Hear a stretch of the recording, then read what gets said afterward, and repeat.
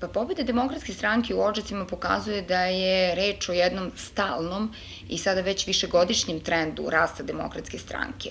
Činjenica da Demokratska stranka pobeđuje i u takozvanim tradicionalnim uporištima